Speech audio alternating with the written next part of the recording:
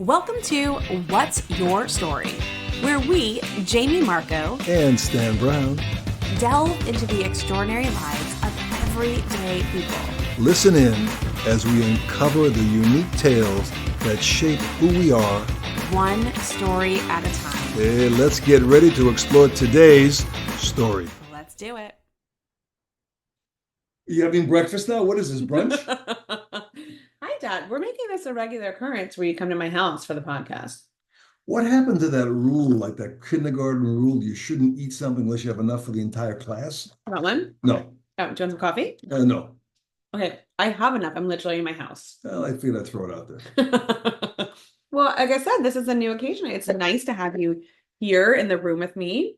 Yeah, I'm really very sad because about 500 people called in and says, stop asking that UFO question. Now that the government is releasing all the information, you don't need me to proliferate what's really happening. That we're the aliens. So I've got a new segment for you. Go ahead. No complaints. You know, it's fun when people send you, they forward emails to you. I hate that stuff. You got to read it. It's often dumb and stupid, but occasionally there's a pearl of wisdom in there. Okay. And I've received several pearls, which I'd like to share. Pearls. Every podcast, okay? Go ahead. Ready for this?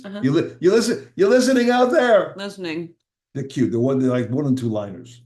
Okay. Hold on, I just lost it. I've started telling everyone about the benefits of eating dried grapes. It's all about raising awareness.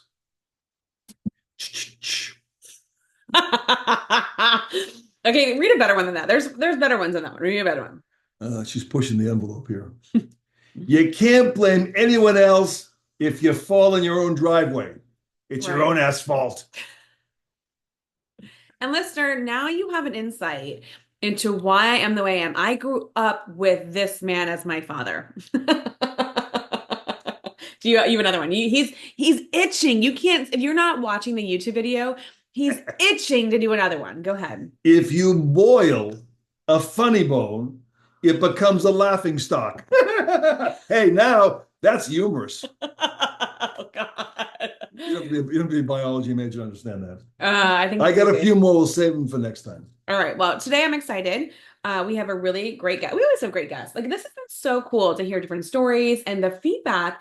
We had a guest the other day who reached out to me and she said that she listened to her episode. And when she listened to it, it inspired her to take action in her own life by listening to her own episode again and remembering. Well, she learned things about herself. I know. It's like so cool. So today we have a special guest who I don't really know where she's going to go with her story, how we're going to get into it. But would you be willing to welcome her in a little bit earlier than our normal, back and forth? We can talk afterwards. Sure. What's her name? Souad. You ready? Let's add Souad. Oh, there you go. Here we go. All right. We're welcoming Souad in. Souad, are you there? Look at that profile picture. I mean, like, she always has it together. Like, her pictures, I want her wardrobe. I want her photographer. I want her. That's her. You might be muted. I was just saying that your wardrobe game is like on.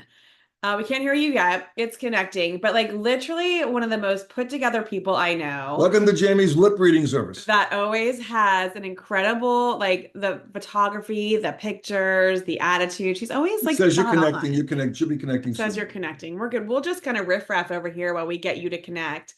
Oh, there we go. So unmute yourself. Hello. You're muted. You're muted. So just hit unmute. Hello. Hi.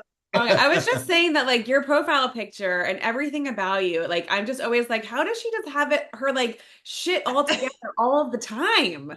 Oh, the illusion of having it all together. The art. The illusion works. It's not a problem. Right? But then I want your photographer and I want your wardrobe because I'm always like, oh my gosh, like totally You're like so amazing. You're so awesome. What this platform? I know, it's so good to see you. So, well, if this is how I get to see you, you sent me the invite. I'm like, I'm there. I haven't seen you in like ages. So okay, fine. This is what it takes.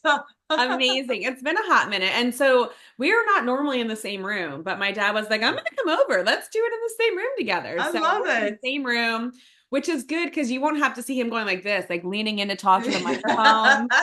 You're like, back it up, Dad. He's like, I don't do that. I don't do that. Come back, come back. He's doing his little baby blue outfit. Look at this, like, For the raid, fix the I stadium. love it. I love it. I love Bring that that color roof. on you. Oh, back up. I'm sorry, not down. Bring no down roofs. Raising it. So, a listener, if you can't see, my dad is wearing one of his Tampa Bay Rays hats. And so, as we get ready, this episode is airing as we're getting ready for a season to start. And Can I wear the other hat too? Make Tampa Bay great again? no, That's you it. cannot wear that. No. He went there. He went Generational. there. Yeah, we're not going there. Generational We're thing. not going there at all. Anyway, we're so happy to have you on. And I think that you have such an incredible story, not only from like who you are, but also how you got into doing what you're doing. And some of our listeners may already know you because you've been in our community and in our world for a long time. And you are not just a local hero, but you help families around the world. But let's just kind of start off with a first question. So I always like to ask this question on a scale of 1 to 10, 10 being that it is your best day you have ever had in your entire life. You don't have a worry in the world. And now I know you have children, so that's probably impossible. You have children, you have business, you're like personal life. All right. What's So a dad 10's a with hard no to worry? find. It looks like, right? But all the way to like a 1 where you should not have gotten out of bed today and should not be peopling. What's your number today? Today's actually a good day. Not quite a 10, but it's up. I think I am at an 8. Oh, I love that. All right, well, I think I'm at that. What would it take to have you go from an 8 to an 8.25 today?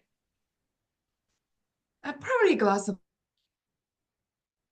Oh, you froze. Glass up. Glass up. Can we fill in the blank? You froze, so we missed it. I think she already had that glass. I know you too. I'm like, I guess they didn't like that answer. I'm like, what would take? There is nothing you can do to bring me to an 8.2. I said a glass of wine might just do the trick. A mimosa? Right. I don't know. I don't know. What could it? I think I'm taking 8 as a big blessing this week. It's been a very trying week. So to get to an 8 is I don't want to be greedy. What could be making it more than that? I don't know. This is already like it's a bump. I get the vibe, but she's coming across as a 10, though. She feels. I know she. Yeah, I think great. Well, you don't want to see my 10. If people radioactive. My 10 will be overwhelming. This is me toning it down a little. Well, and okay, so let's get yeah.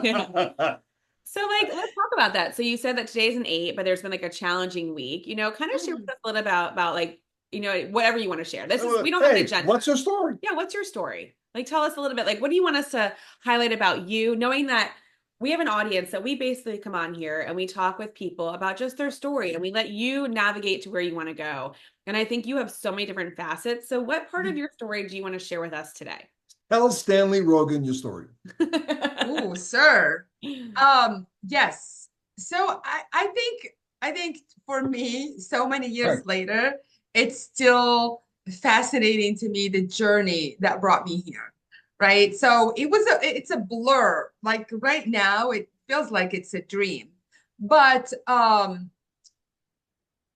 as cliche as it may sound, like anything is possible.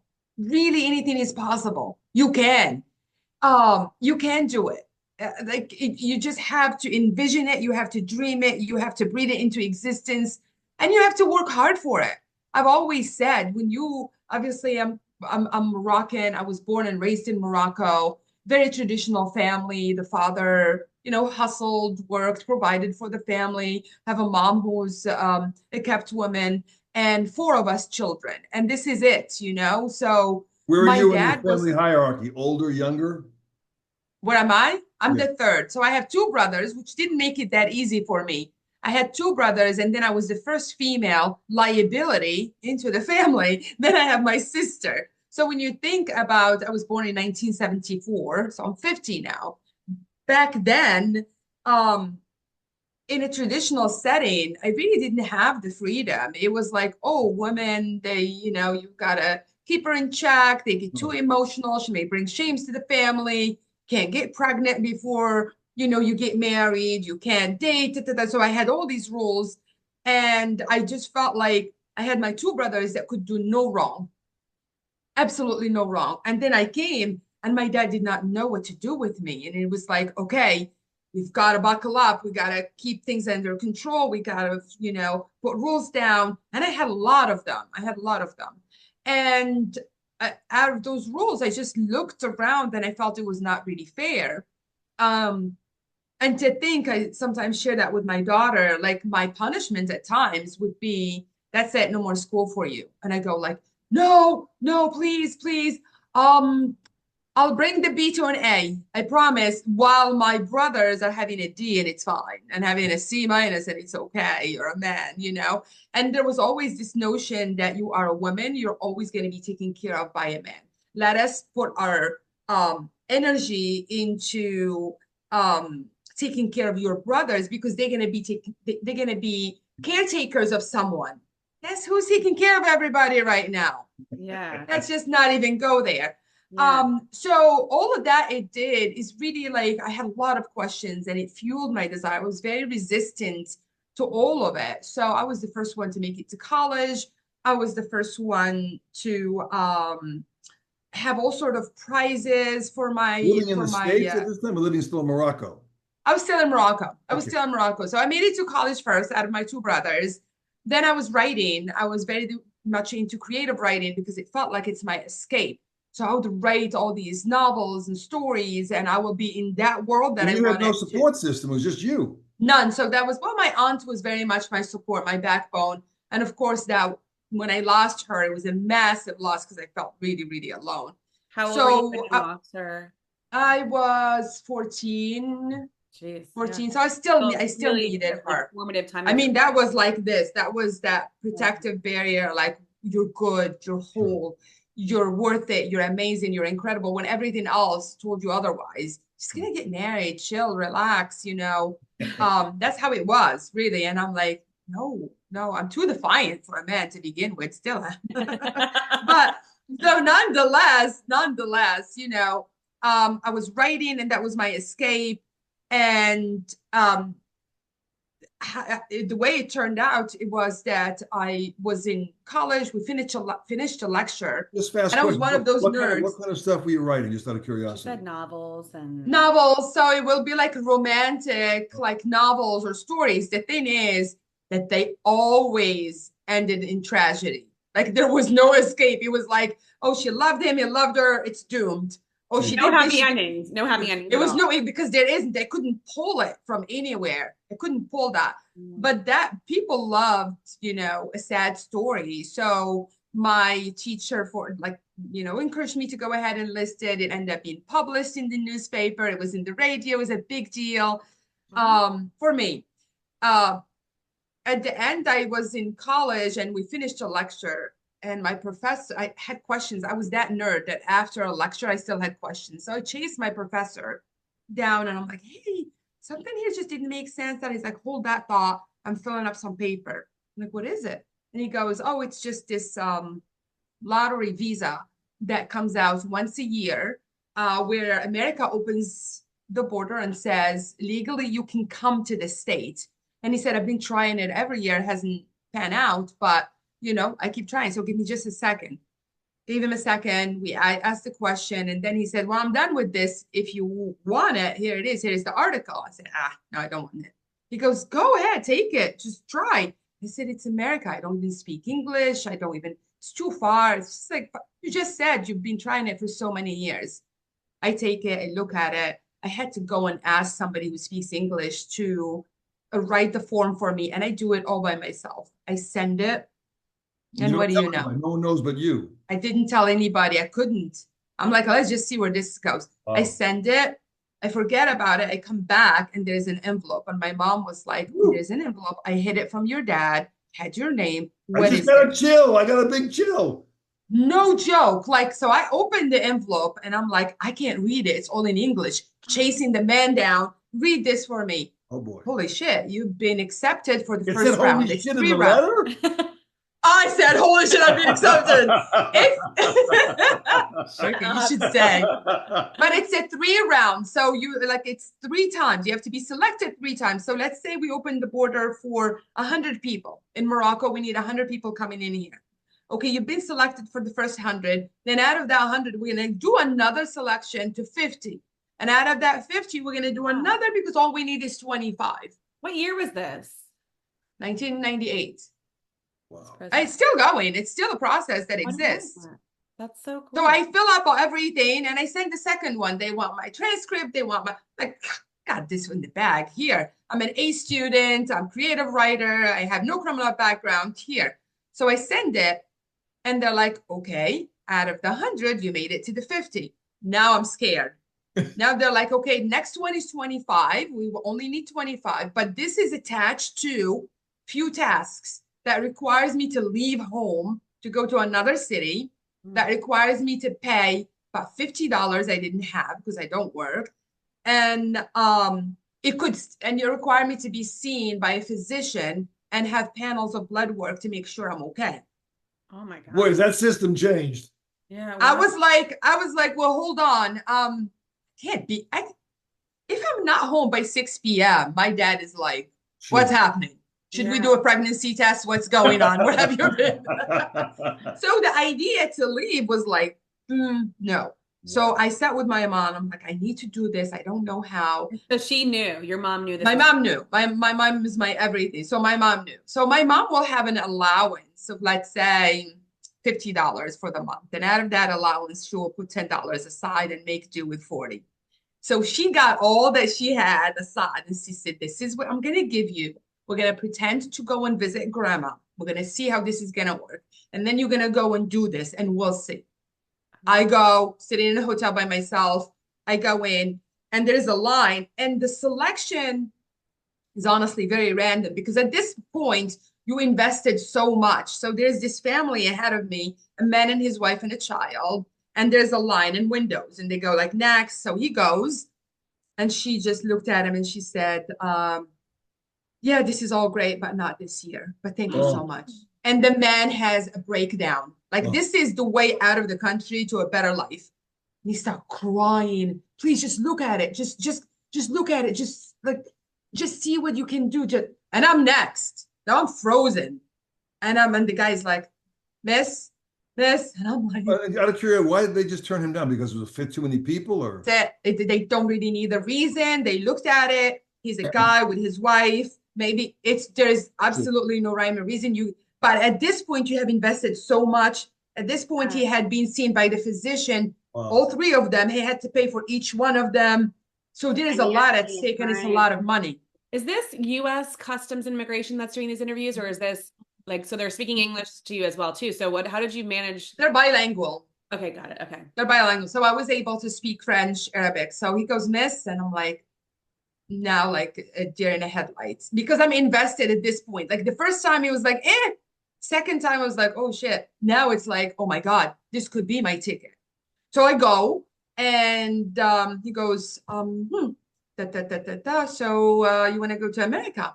And I said, yeah, I would love to. And he goes, okay, come back at 4 for your visa. And I was like, what time? And you had a breakdown too. Oh, I didn't have, I left, I was numb. I walk out and there's a line that goes like crazy. People are waiting and everybody's like, did you get it? I don't even know these people. And I'm like, yeah. I come back at 4, I get my visa. This is all under wrap now. I have to go back home. They give you a limited time. You got 60 days to get the hell out of the country. You got 30 days. I can't even remember. Pays for the flight and stuff. You do. Okay. You do. So that's my next nightmare because I only have 30 days to get my things in order and leave. So now I have to go and break the news to Dad. Obviously, I didn't say all of that. I just said, right. I'm like, hey, I got the visa and it's an opportunity. It's this and this. And he just looked at me and he said, okay, and left. And I'm like, okay, I can go. Because he needed to sign paperwork, even though it was 23. Okay, I can go. Nothing. Okay, should I stay? Should I go? 3 days, 1 week, 2 weeks, he's not talking. And I'm like, Mom, you need to do something. I need to know. 3 weeks. Now I have 1 week left and this is going to expire. And then he just looked at me and he said, "You want to leave? Then leave." I said, small problem. I need money. I need money. I need like a little bit of money. I can't just go. I need money. Yeah. The other the short end of it, he ended up borrowing money. He ended up borrowing $1,000. He gave me $500 for my ticket, one-way ticket, and $500 pocket for my pocket, and that's it. He's like, figure it out, 500. I'm like, it's a lot of money. It's 5,000 in Morocco. I'll be fine. No, not so much. Now, when I went back to my hotel, when they told me, you got your visa, I'll come back at 4, I went and now it's sitting in. Where am I going? I have nobody. I know no one. So I walk into the hotel and everybody now is invested. Did you get it? I said, yes. And there was a gentleman that's about to leave. He got his taxi, and the receptionist guy was like, he's from America. Go and say hi. So I ran to the guy, pretty much like scared the living out of him. He's about to go to his room to grab something. And I said, hey, my name is Souad, and I have to leave the country in 30 days, and I have no one in America, and I heard that you live there. His father is Moroccan. He was born here, whatever. He goes, oh, you got your visa? I said, yes. He's like, I advise you to stay here. I said, well, F you and the horse you rode on. I'm leaving. I'm leaving. I was like, I got so angry. I left. He got in the cab and then he came back. And he said, here's my number. I live in Erie, Pennsylvania. If you can make it to my place, I'll figure out how I can help you. Well, I land in New York. To get to Pennsylvania, it was a freaking hike. It was a hike. I get on the plane and I'm still like, now I'm freaked out. First time on the plane, 3 seats, and there's an elderly woman with her husband who just celebrated their 40th anniversary in Morocco. He's sitting there, and she's in the middle, and I'm here just freaking out, just like, okay, what do I do? What do I do? And she started making small talk, and I can't even speak English, have a little translator, and I'm like, I'm going to America. She's like, where? I'm like, it's a place called Erie. She goes, who's waiting for you there? My friend. Well, how do you get there? I said, I have $500, so maybe I'll take another flight. But then if you take another flight with the 500, you have nothing else. Maybe I'll take a bus. Maybe I'll do that. I said, I don't know. So she's like, okay, you know what? I'm gonna walk you to the immigration so you at least get there, and I'm gonna talk to someone there so they can help you. I don't want you talking to everybody in New York because it's a tough city, unless they have uniform, do not speak to anyone. So she takes me all the way once we landed to the immigration, and I'm sitting there with like a herd of people, and I'm sitting there just waiting. She leaves. She comes back. She's like, I can't go. I'm gonna wait. I'm like, what do you mean? She's like, get your paper, get your bag. You're coming with me. I'm like, where? She's like, I live in Pennsylvania. You're gonna stay the night. Next day, we're gonna put you in a bus. I'll talk to your friend, and I'll make sure that you get there. Oh. That woman was invited to my wedding.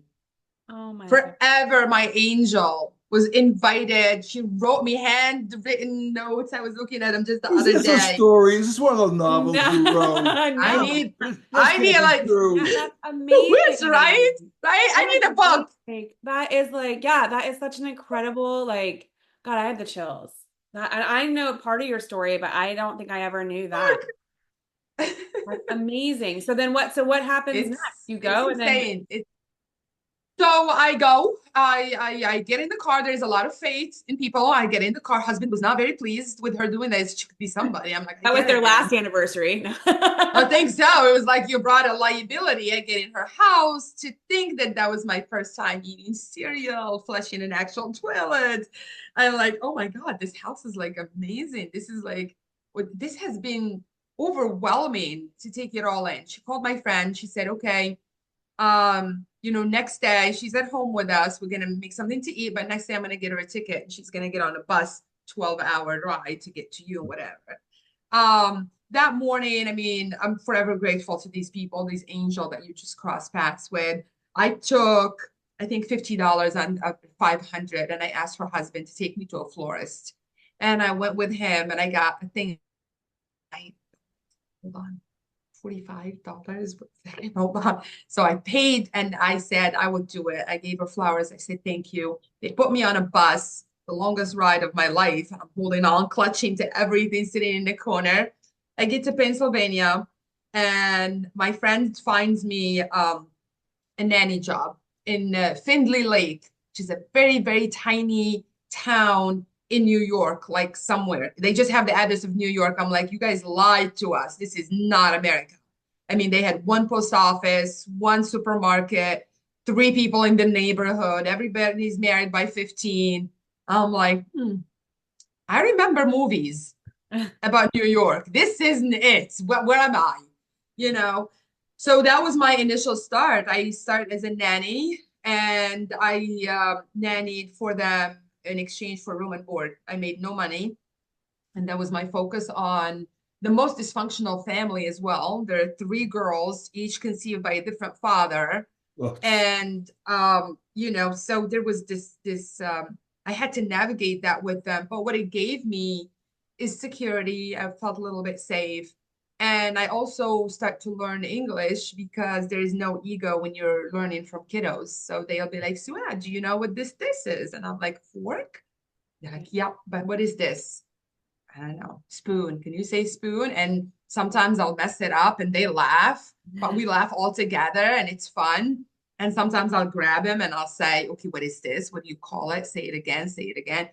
You know, and at one point I'm like, okay, I need to get back to school. I can't be learning from 8-year-olds, you know. I gotta up my game here. I didn't come to so I called my friend. Now we're really good friends. And I said, I think I'm ready to move on from this. I need to be in a city. I need to get out of, you know, this tiny town. And he said, okay, come to Erie, Pennsylvania. And I found another nanny job for a basketball coach. His name was Arobato. Very well known. His daughter was a news anchor. She had one daughter. I'm like, we're going up. Okay, this is great. So it was just her as a female, one daughter, and a dog. and you got paid. And you got paid. And I got paid. Not much, but I got paid. But it gave me the time. I would drop the kid off to school, and then I would go to school. And then I come in time to pick her up, get dinner ready, blah, blah, blah. So I did that for a while, and it was great. And then she got an offer in Alabama for a news anchoring job. And everything I read about Alabama scared bananas out of me. And I'm like, I'm not going. I'm not going. I'm going to stay here. So I said to my friend, okay, I'm not going to Alabama, but I think I'm ready now for New York. I want to go to the big city, see the good looking man. You know, this is my shot. He goes, you're nowhere near ready for New York. Nowhere. But I'm going to give you one better. My dad is elderly. He was in his 70s. He lives in Sarasota, Florida. Killer. I know you're sick of the weather here because snow was only exciting for about 3 days. And then it's like, does it stop? Yeah. This is killing me. Like this depression is sitting in. So he said, why don't you go with him? I need someone to look after him, clean, help him, and you stay for free and go to school. He's not going to need much. I'm like, I'm there. So I end up coming to Sarasota to care for Papa. Papa, he passed away since. And I was there with Papa, and Papa was older, spoke 7 languages. Yeah, and he was like, when I speak to him, I will jump from like Arabic to French, a little bit of English. And he's like, pick a lane.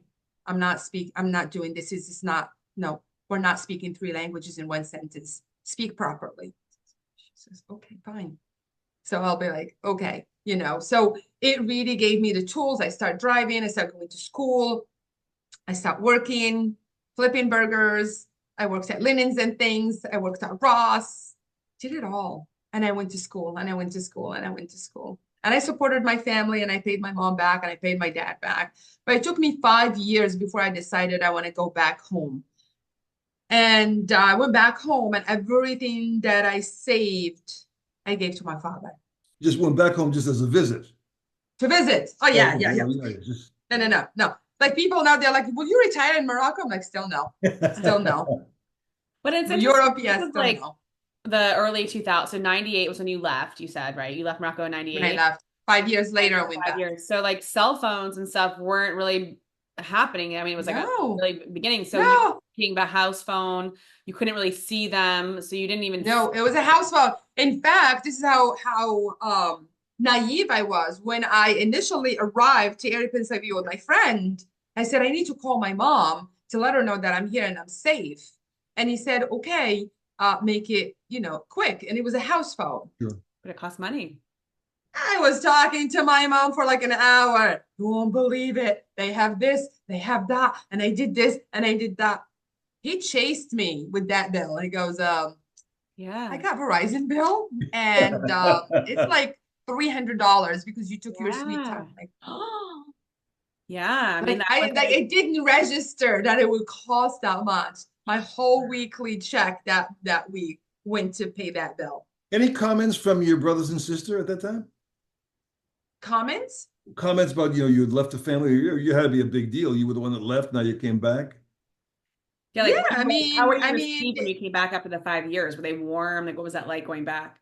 no, it was a big deal. It was you made it, but it also was attached to you made it. Help us. You made it. I need Ah. money. You made it. I want a car. I want jeans. I want this and I want that. It was like you are the one who got out. So yeah, I mean, um, I'm grateful though. I'm grateful that I'm able to. But it was another burden because I had to prove myself all over, right? Like I can do this. And they don't really understand how it is here. It doesn't grow on trees. You have to work really hard. Working at Burger King and at Ross was not making me, but they're like, but still, it's all relevant. You make money, but you spend the living cost is too much, right? Okay. So, but that was like went back and I just felt a huge sense of pride that I did it. I made it happen. Now I come back and I'm going to school and I am now working at Geo's, which is in Sarasota Memorial Hospital. There's a small cafeteria there. And I'm like, okay, this is a good job. And I'm going to Kaiser College and I'm trying to make sense of what's happening and what can I do next. I can't be flipping burgers. This is not my calling. So I go to a shift, and one of the fertility specialists came to visit his patient who must have done quite a few IVF with him. And, at the end, he went to visit because it's not really common for an IVF, doctor to go and visit after the delivery. He visits, he was there with his son. And once he finished, he came to the cafe and he sat at the bar and he asked for a slice of pizza, which I got because I was just a cashier. The phone rang and I took an order and I was just pleasant. I was like, yeah, okay, da, da, da. Hang up. And he goes, I really love the way you handled that. I said, well, the bar is very low. That order of pizza, I got you all impressed. I'm there. Sir, you should see when I can make an order of calzone or something. Okay. He goes, no. And he's like, and you're funny. I'm like, okay. And then he said, I want to offer you a job. Oh boy. I said, I don't think you can pay me what I get here. I was making $9 an hour. He goes, I'm sure we can. I'm like a hustler. I'm like mafia. I'm like, I'm sure. It's like, I'm sure right off the bat, not even what's the job. I'm like, I don't think you can pay me what I get here. He goes, I'm sure we can make it work. How much do you get paid here? I said 12. And he goes, okay, well, let's talk about it. Why don't you come this weekend, meet with my wife? She's my practice manager. And then let's see if we can make something happen. Offered me a job on the spot. And that was my first introduction ever to third-party reproduction, egg donation, sperm donation, surrogacy, and fertility. I was like, you mean some people are not able to have a baby? I thought this just comes naturally. Again, one of those naive notions of like, you find the right person, you get married, you have a baby, and that's it. So they were that easy. it wasn't. I mean, to come to learn that 1 out of 7 struggles, right? So 1 out of 7. So I'm like, oh my God. So I worked with him for about 3 years. And I sponged like everything. It was like, I want to be in the room with you when you do an ultrasound. I want to be in the room with you when you do an egg retrieval. Can I please assist you? I would get bored and I will look at leisure and I see money that's owed to him from many years ago, and I will just create invoices and send them out, these checks for like $45, 120. He goes, who are these? I said, oh, I just sent them. He goes, they're paying. I said, yeah, and he wrote them off by then. He goes, okay, I will give you a commission now because this is money. Go, say less. Hold my beer. Now that I'm invested, now that there's money, hold on. I harass people like nobody's business. I'm taking notes. Before it was like, hey, please, you still have an invoice. And I was like, don't make me come over. Bang, bang, bang, bang, bang. I know, I have your address. I know where you live. Right? So, but then I just felt like, okay, what else can I do? What else can I do? You know, I did all this and I've connected on a deeper level with all of the patients and I've seen the clinical side of it. And I bonded with clients, with patients. And one of the things I really hated was that when you spend so much money and IVF does not work, and we have to make that call and say, it's negative, schedule a post-op visit so we can go over your options. And this couple came to talk about options, right? And then as they talked about options, they left, and the woman was leaning on her husband, like literally she couldn't even walk because of the news. She needs to do this, she needs to do right. So she's leaning, falling, and I was handed a bill for $250, and I'm like, I'm not billing right now. She's about to pass out. So I take the bill and I'm like, hey, breathe. We're here for you. You know, you'll be okay. And I was told there was only one boss, and that's the person, the doctor. And that when I'm told to bill, I should bill, and to pack my shit and get out. I was fired. I was fired. That's reason to be fired for, in my opinion. I was fired. And I was like, you can't do that, me. Your invoices you didn't even know. I got that. Nope. I think I just outgrew that setting. And A bigger heart because than he did. it's hard to leave anyway. If I wasn't pushed out, I probably wouldn't have left. But there was so much in me that I wanted to give that there we were bound to have a conflict because I wanted a certain way. I saw it a certain way, but it wasn't my place to see it anyway, right? And I get that. And while it was the darkest time in my life, because since I left my country, I worked, and all of a sudden I found myself without a job. And I'm like, no. We need money. We need to, we're not here to sit. So what do I do now? And this is all I do, and I love it. I was in a relationship at the time with my ex, and I was living with him, and I'm like, I need to do something. I need to do something. He's like, okay, just calm down. I got you, right? I got you. If money is not an issue, what would you want to do? I said, I want to do what I did there. I can't do the IVF. I can't be their doctor, but I want to be the emotional support. I want to do that. And I want to be able to do it however I see fit, and however I see. I can't do it for somebody else. It has to be me. He's like, what does that look like? I said, oh, I want to create an agency that when someone needs an egg donor or a surrogate, they just want to talk, or they don't have that time when a doctor said it's negative and they can't say it to anybody because it's such a private struggle, they can come to me. Okay, what would you want to call it? So I want to call it Open Arms because it's a hug. He's like, yeah, but that's not really business. You know, you have to think about international egg donation or surrogacy or something. I said, no, I want it to be Open Arms. I want it to feel welcoming. I want it to feel safe. I want it to be Open Arms. Okay. So 2003, it started Open Arms. It started Open Arms, and it was not easy. It was a lot of struggle, especially when you're dealing with someone's ego and someone go like, I fired you and now you're doing this, like what's happening? So the whole dynamic of me and my dad become between me and this doctor. I want to please him so bad. I want that approval. So I would send clients, and client never come back to me, and I will send again, and like, oh, I don't know what happened. And then you come to the realization that it's just not going to work. It's time to stop and just do what you need to do without their approval. And fast forward, we did really well. And I think I was on Sarasota magazine cover, and I know where that magazine is delivered.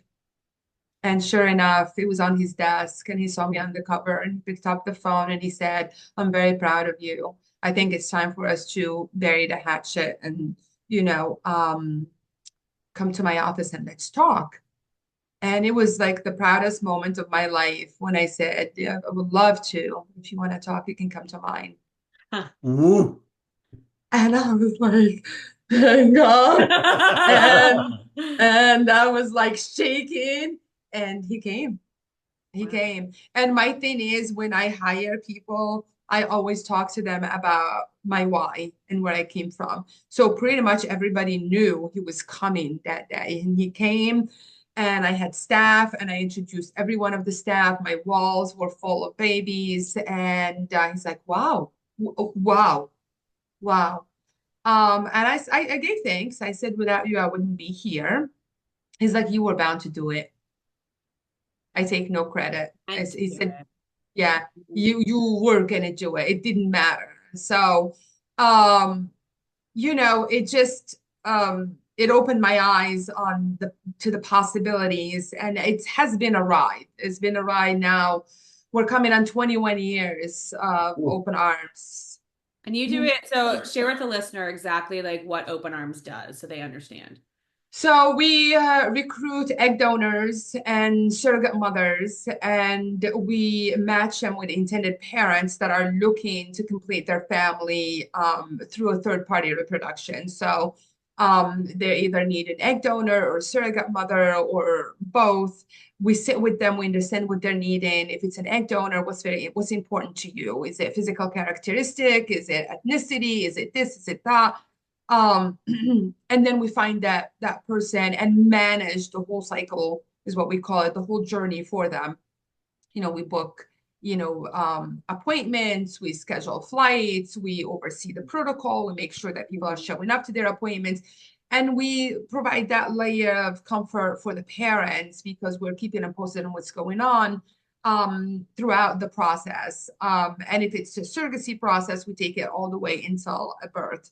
So there isn't really anything that we don't do in between, from the emotional support to really managing all admin, tasks that is required, referring to professionals, whether it's counseling, escrow services, fertility specialists, lawyers. We do it all. We do it So all. by count today, how many families have you really helped? Quite a few. I've never counted, and I get that question all the time. Hundreds and hundreds and hundreds of babies are born to open arms, I and mean, they're all and they're they're awesome. born to us from all over. We have clients from Argentina, from Spain, from France, from China, from Saudi Arabia, from Dubai, a lot here. Incredible story. That's So amazing. the reach is incredible, and to feel like, you've touched people's lives in a way that is so profound and so intimate. Uh, One of my clients in Argentina, when she has her baby, and that was the first Christmas, she had like this big, massive Christmas tree. And next to it, there was a small one. In that small Christmas tree, she had names of everybody that helped her through this process. So it was a nurse, it was my name, it was her coordinator, it was her surrogate, it was her donor. She put all that. She's like, "This tree will change throughout the life of my child. This one here will remain consistent." So as she grows, she knows. And things like that, like 21 years later, they still move me to my core. They still give me goosebumps. They still remain my why. They still remain why, even if it's below 4, I will still get up and give it my all. We were talking about, are you at 8? What would be bringing it to 8.2? Um, something like this, someone like this going like, or a picture or an invite to a birthday. I have a client in Clearwater. Every year I'm invited, and the child, I'm not child anymore, it's going to be 14 years old. And I'm like, every time it's like, "I know the joke, Souad. I've known you since you were an embryo." Like, yes, it's another birthday. And you're gonna You were an embryo. Like, this is like happening. I was there. And I was like, yep. Happy birthday, buddy. Okay. So Oh, things like that are just always so incredibly moving to me. wow. I don't know. I don't think I was meant for anything else. Yeah, A So ever. question. incredible. I think natural children just take their existence for granted. These kids that are created really through the efforts of many, many people, do they appreciate more that they've been given a life?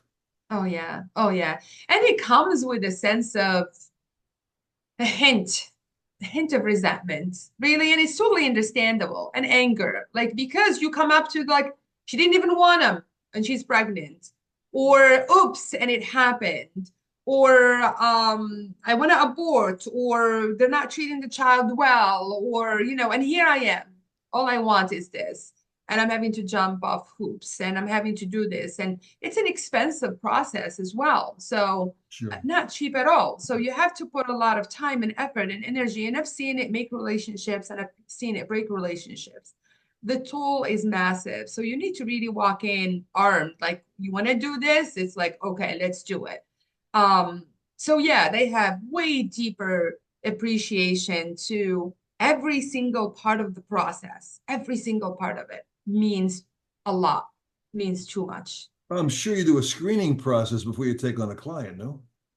We do, of course. Yeah, we do. We do. And especially when it comes to egg donors and surrogates, so to parents. I mean, I'm not here for your convenience. You have to have a medical result to why you need our services. You have to have, you have to be emotionally and financially fit to take on this task. You have to have a support system.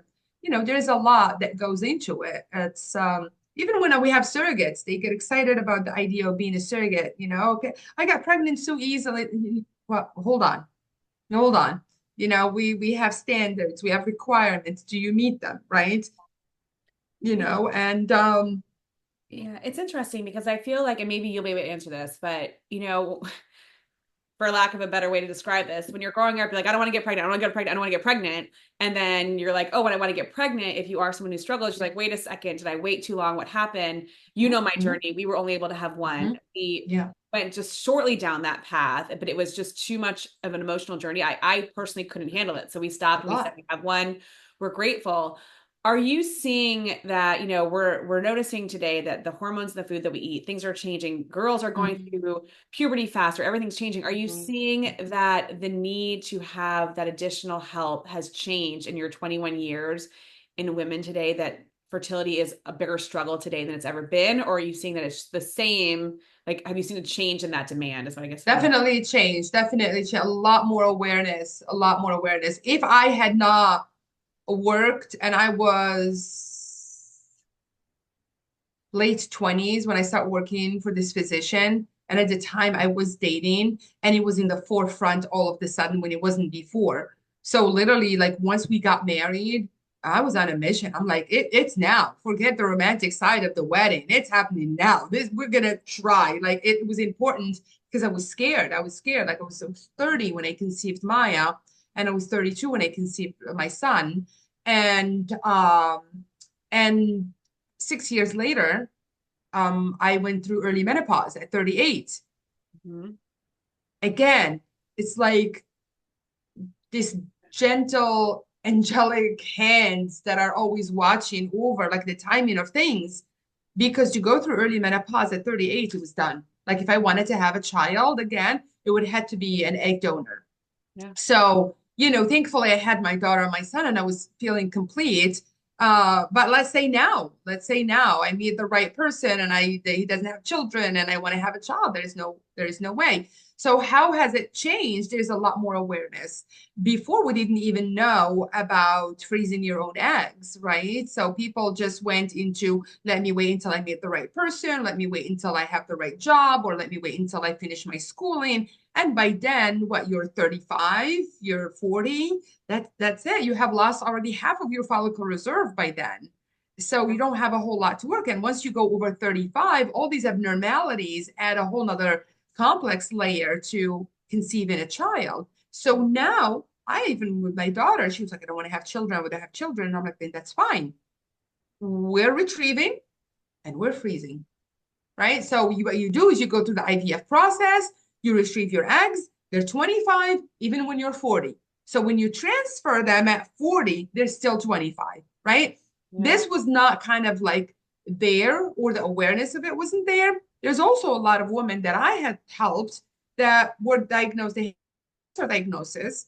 And when you are faced with something so life-threatening, the goal is let's get it out. But at what cost? They never pause to say, once you start the chemo, it's going to affect all of this that you may not be able to. So you jump into, survival and go like, let's start. Now they're not doing that. They're like, okay, let me think on this. I actually want to have children at some point. Let's do this first. And once I have them frozen and safe, I can start my treatment. Right? So this is the awareness. So you have to be your own advocate now. If you, more power to you. If you want to get that degree, chase that job. But if you want to have a family, your biological clock is ticking fast, and you need to think about it ahead. Think ahead, because all of them, my clients are like, I wish we knew. And that's the thing. Yeah. I mean, I like, my part of my story, but I had my daughter later in life. I went through early menopause as well too. And we couldn't have any more because the egg depletion. And I wish that I'd known. Now, listen, did it turn out wonderful? And I have the most incredible person that we created together, and we love it. Traveling's easier, lower bill, whatever. Oh yeah. Yeah. But the thing is that I still, and I struggle with this, that I always wish that, it's like, I was, first of all, you and I are very much like, I was told I couldn't do something, and I was like, son of a, someone told me, watch me. Yeah. But we chose, it is what it is. But you're right, that awareness, I think that is like such an incredible piece, because the older you get, and, we focus on our careers and we get older, and that's what I did. And then by the time I wanted to do that, I wasn't able to as much. But I love that you said like the awareness piece. That's huge. I think that's incredible. Yeah, it's big. It's big. You don't know what to ask. Yeah. Because we're not you don't know what you don't know. Yeah. What's the approximate cost of having your eggs frozen? 15,000, maybe less. And they store them in the lab for a period of time till you need them? Forever until you need them. Wow. Yep. Forever until you need them. So, I mean, again, it could be less, it could be, I don't see it more than that. But, the awareness, I would get that loan. You have a car, I'll forget the car. Yeah. You know what I mean? You'll make it happen. You get a loan, you'll figure it out. Your parents will help you. They do the artificial, do they insert more than one egg at a time? When what? When you do the process. IVF? Yeah. When you do the IVF process, it all depends. You can do a single embryo transfer where they transfer only one, or you can do a double when they transfer two. It's very unlikely they will transfer more than that. And now there's more awareness that, a double embryo transfer is just more complicated, a higher chance of multiples and early labor, it just complicates things. So typically, in some cases, they'll fertilize with the husband's sperm. If there's a husband. Oh, you mean if we have an eggs? So yeah. So for example, if my daughter decides that's what she wanted to do, and we retrieve the eggs and we freeze them, when she has a partner, we can introduce the sperm into the egg and create an embryo, right? Or she can get a sperm donor and have a child on her own. Like we don't really need. If the woman is not fertile, she can also get an egg donor too. Yes. Yeah. Both. Correct. Yeah. Correct. It's basically helping anybody that, no matter what your situation, what your partnership, that wants to create a life, be able to do that. It's incredible. Just financial. Then, if you're getting an egg donor, the couple that wants it pays about $15,000 to get the eggs. What does the donor get? Get some sort of reimbursement? Yeah, of course. That's a completely different scenario. But for a donor to donate her eggs, she does get a compensation.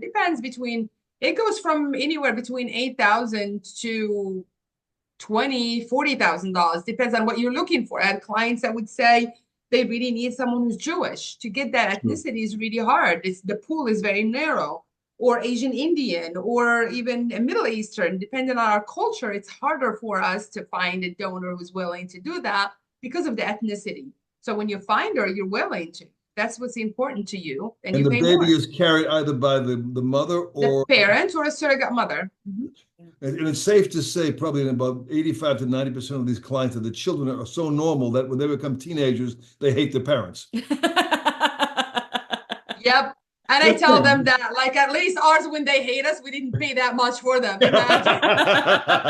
Imagine. You got your money's worth. That's okay. Your little nuggets. You're gonna yell at me knowing that I got like a second mortgage to Can I have get my you. money back? Yeah, can I get a refund? I know. Go wash my car. If they keep the receipt, is there any? Yeah, return policy. I know, right? Like, this is what you owe me. You know, it's so the receipt. incredible. Yeah. But it's so incredible, your story of like where you started, where, you know, are both of your parents still around to see your success and what you're doing now? My mom is. My dad passed away 2010, but at the time, like, he knew obviously that, you know, I was making it. We always butted headed, really had quite a bit, because he would say, if I wasn't that tough on you, you wouldn't be here. And I He took hate credit. He that took saying. credit for it. That's all.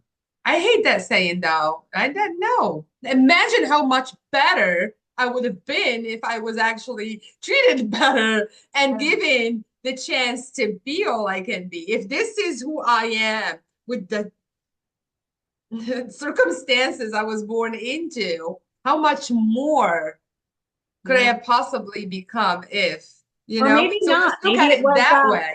Yeah, but or maybe it was that drive. Like, you know, maybe if you were given so much, you wouldn't have had that drive as much as you. Who knows? We don't need to Well, think. I will always argue that we were four kids and they're the same circumstances and we're all took different paths, right? So if you're going to take the credit for me, you should take the credit for the failure of my brother. He failed miserably, right? Yeah. And how my other brother is, and how my sister, like, you can't just pick and choose. You're right. You know, it goes both ways. So you take credit for my success, you have to take credit for for a child's failures. Apparently, your nature was stronger than your nurture. And you know what? Is it nature? Yeah, yeah. And I tell that to my clients when they struggle sometimes with using an egg donor. How much of it is going to be an egg donor? How much of it is going to be me? Sure. Yeah. And I'm like, here I am. You know, there I am. Can I tell you anything more right now? And what an adventure! Wow, woo. It's been an adventure. I'm excited for the next 50. Amazing. Well, we are so grateful that you took this time. We know you have a very busy world trying to help families create this journey that brings them so much more love in their life, and incredible that you took an hour out of your time to spend. Oh my God, this is fun. So that's all you got? That's it. That's it. Go make Tampa great again or something. Over delivered, baby. Over delivered. Wow. Superb story. Amazing. Thank you so much. I am just sending you so much love always, even if I don't get a chance. Thank you. Thank you. Thank you. I love it. How do you say bye-bye? Yeah, it's so great to see you guys. Great. How do you say bye-bye in Morocco? Well, it's either French Bislama. or Bislama. Bislama. Bislama.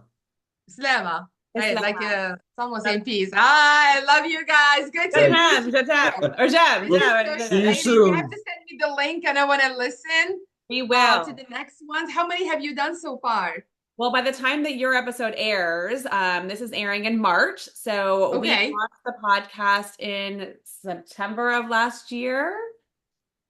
Yeah, we launched the podcast September of 2024. And so by March, we release them every Tuesday. So yeah, it's been incredible. We've talked to people all over the world. And if you know someone who you think would be a great guest, refer us to them. We are just we did this in partnership to just tell the stories of real people doing real cool things. Yes, we're all obsessed with this like celebrity culture, but we both forget about it. They got nothing on us. They got nothing on us. You're not gonna get this juice with any celebrity. Exactly. Thank you. But send me the link. I'd love to listen to the previous ones and then just let me know when this one airs. I thought I wanted lunch, but I want a baby. You don't want a baby. Oh my God. If you do, call me. Stay business all the time. No. Love you so much. Thank you so much, guys. Thank you. Bye-bye. Have a great day. Well, you. talk soon. Thank you so Bye. much. Wow. You know that story, Wow. didn't you? I knew like part of her We still story. recording? Yeah, we are still recording. I knew part of her story, but I didn't know that whole bit. Holy schmoly. So for all you people out there listening, all 5,000 of you, if you listen to your inner spirit, if it's directing you someplace, don't fight it. Kind of go with it a little bit. Your gut will never lie to you. Your gut is your inner, the brain is in your gut. Well, it's so interesting. So I read an article recently about the gentleman who is the director or the writer of Yellowstone, that TV show with Kevin Costner. Oh yeah, Taylor Sheridan. Yes. And so 4 years before that came out, he was an actor and he was on the call sheet number 11 and he was just not successful. He had not a lot of money in his bank account. And it just shows you what can happen with it. Now he also is the director of the other show what's that show you guys like to watch with Sylvester Stallone? Oh, you have Tulsa King. Tulsa King. And like he's got like 6 different shows going on. And it just shows you that right now, like at this moment, what you're doing is impacting your future. And she just never gave up. And I just think she is like, holy crap, so incredible. From the moment I met her years ago, I was just like, I need more of you. Well, I say probably most Americans have no concept what it would be to pack your bags, get on a plane, go someplace where you don't speak the language and start with nothing. It doesn't happen. Yeah. So it's the immigrants coming here. I mean, the attitude, it's just something was driving her. There was a destiny for her, no question. Just that insight into that process. Holy crap. Like talk about like, wow. Anyway, that was pretty amazing, right? Pretty good story. Pretty lucky to get to tell these stories. Someday, yeah, you might hear my story. You know what I mean? It could happen. What are you talking about? All right, listener, thank you so much for listening. Until next time, we look forward to sharing with you another What's Your Story? Any sign off, Dad, today? It's time I tell you who your real mother is. Goodbye, everyone. Hey, thank you for tuning into today's What's Your Story podcast. To learn more or share your story, go to jamiemarco.com. That's www.jaimemarco.com. And we